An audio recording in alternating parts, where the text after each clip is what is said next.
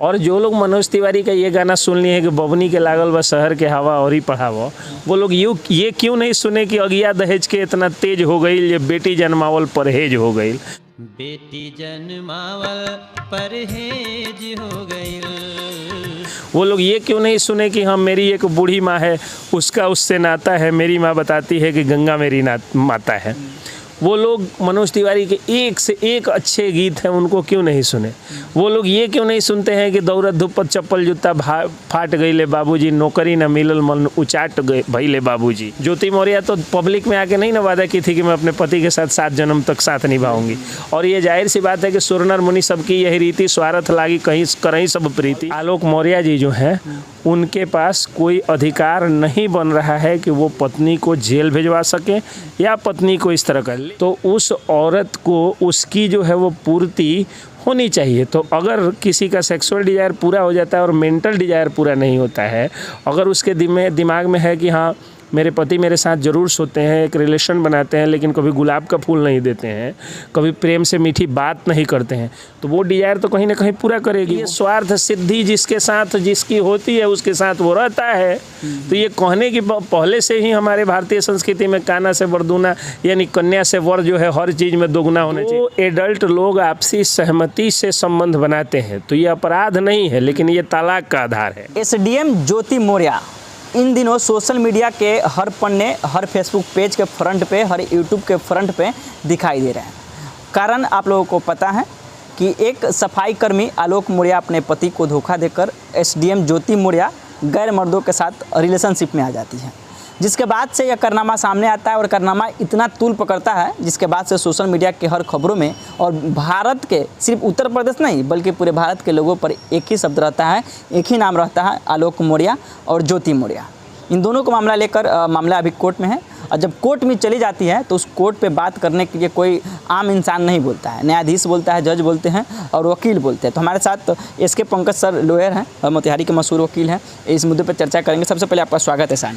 बहुत बहुत आपका भी धन्यवाद, स्वागत इस कचहरी कैंपस के पीछे मंदिर में जी। एसडीएम ज्योति मौर्य आलोक मौर्य की जो अभी चर्चा चल रही है और जो कारनामे बाहर आए हैं उनको लेकर आप क्या सोचते हैं? देखिए, एसडीएम ज्योति मौर्य और सफाई कर्मी हैं आलोक मौर्य, तो इन दोनों की स्थिति ये है कि अगर उन्होंने धोखा किया है, जैसा कि आलोक मौर्य जी का आरोप है, रो के मीडिया में आकर के और बयान दे रहे हैं और कह रहे हैं कि उनकी पत्नी ज्योति मौर्य जो है उनके साथ शादी के 10 साल बाद धोखा दे दिया उन्होंने। तो अगर कोई पत्नी अगर पति को छोड़ करके और कहीं दूसरे जगह चली जाती है, नैहर चली जाती है, कहीं भी चली जाती है, तो हिंदू मैरिज एक्ट सेक्शन 9 के तहत एक पति का जो है वो कंजुगल राइट होता है for the reinstitution of the conjugal rights, यानी आप चाहे तो पत्नी की विदाई करा सकते हैं और उस पुरुष का पूरा हक बनता है कि उसकी पत्नी जो है उनको शारीरिक सुख, मानसिक सुख और पत्नी सुख दें, ये पति का पूरा अधिकार बनता है।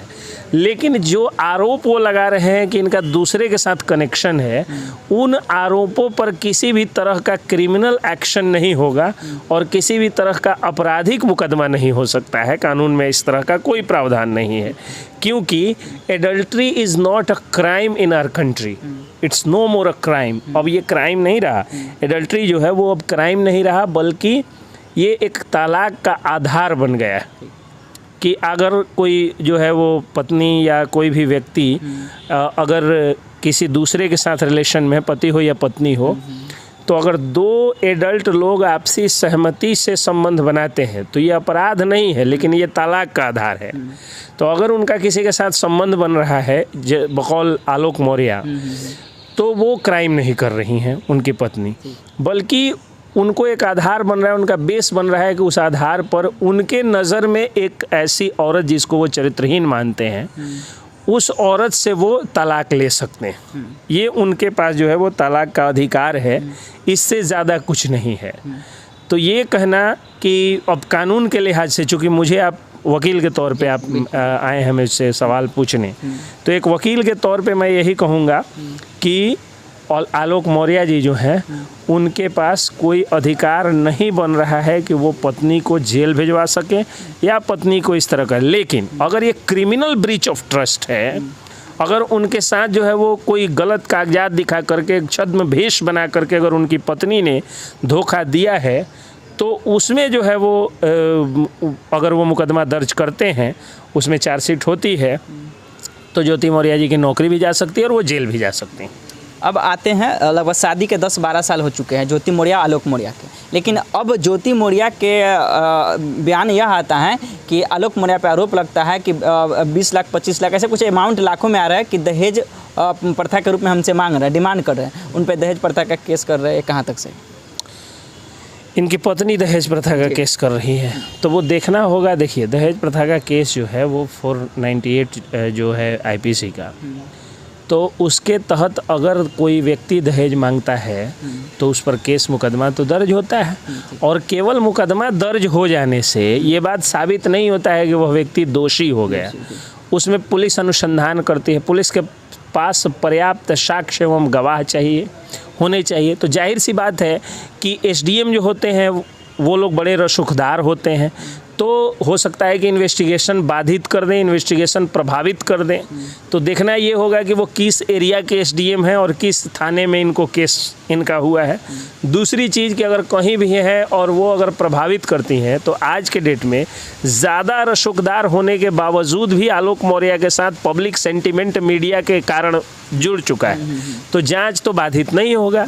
तो अगर वो दोषी पाई जाएंगी, अगर वो झूठा मुकदमा करेंगी, तो 211 जो सेक्शन है उसके तहत उन पर झूठा मुकदमा दर्ज करने की का भी मतलब वो एक्शन हो सकता है, कोर्ट कॉग्निजेंस ले सकता है उनके खिलाफ में।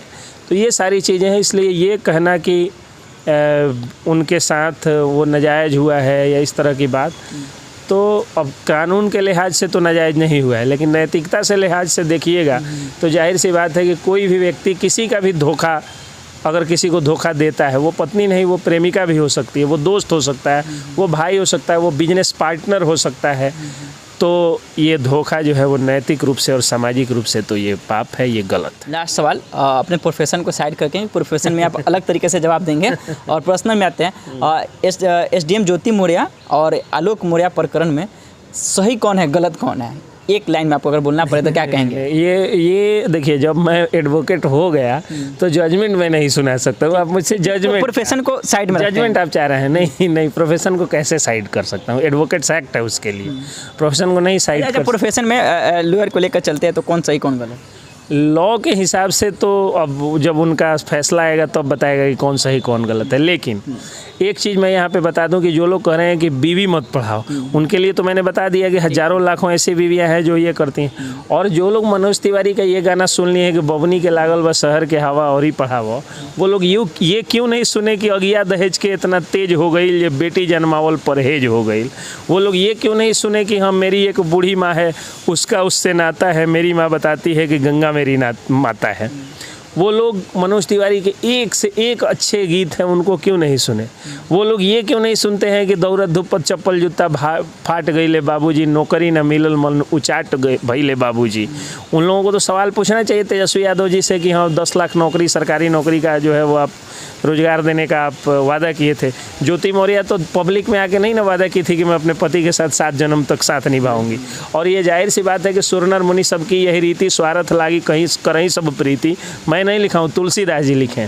तो जब नर और मुनि भी, और सुर नर मुनि मतलब देवता और मुनि भी, तो हम तो नर हैं, तो देवता और मुनि भी जब स्वार्थ के लिए प्रीत करते हैं, प्रेम करते हैं, तो जाहिर सी बात है कि ये स्वार्थ सिद्धि जिसके साथ जिसकी होती है उसके साथ वो रहता है।